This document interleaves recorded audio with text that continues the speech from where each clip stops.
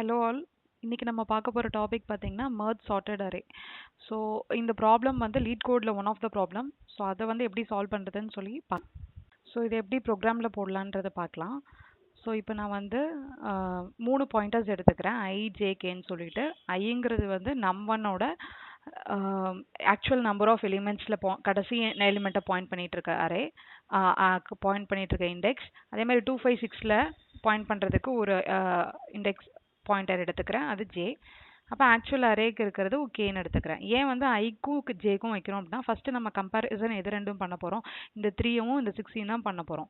So அதனால் அது ரெண்டுக்கு பாயிண்டர் எடுக்க போகிறேன். நான் இது ரெண்டையும் கம்பேர் பண்ணிட்டு நான் எங்கே வைக்கணும், அந்த ஃபைனல் அரேயில் லாஸ்ட் பொசிஷனில் தான் நம்ம வைக்க போகிறோம். அதனால தான் கே பாயிண்டர் வந்து அங்கே பாயிண்ட் பண்ணிட்டு இருக்கு. ஸோ ஃபஸ்ட்டு கண்டிஷன் வந்து எப்படி இருக்கணும் அப்படின்னு பார்த்தீங்கன்னா, if nums1 of I. So nums1 of Iங்கிறது என்னது, இது 3. ஸோ 3ங்கிறது வந்து கிரேட்டர் தேன் nums2 of ஜேவாக இருந்துச்சுன்னா. ஸோ 3 வந்து கிரேட்டர் தேன் nums2 of ஜேங்கிறது இந்த 6 நம்பர். ஸோ இது ரெண்டும் கிரேட்டராக இருந்துச்சுன்னா நம்ம அதை எங்கே வைப்போம், எந்த இடத்துல வைக்கணும், எது கிரேட்டராக இருக்கோ அந்த வேல்யூ லாஸ்ட்டில் வைக்கணும் ஃபைனல் அரேயில். ஸோ அப்போ ஃபைனல் அரே என்னது, nums1 தான். ஸோ அப்போ nums1 ஆஃப் எந்த பாயிண்டரில் வைக்கணும், கே பாயிண்டரில் வைக்கணும். ஏன்னா கேல தான் நம்ம வந்து அந்த எலிமெண்ட் வைக்க போகிறோம்.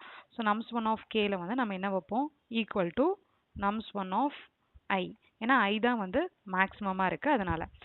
சப்போஸ் ஐ மேக்ஸிமமாக இல்லாமல் ஜே தான் மேக்ஸிமமாக இருந்துச்சுன்னா என்ன பண்ணுவோம், எல்ஸ் கண்டிஷனில் என்ன பண்ணுவோம், nums1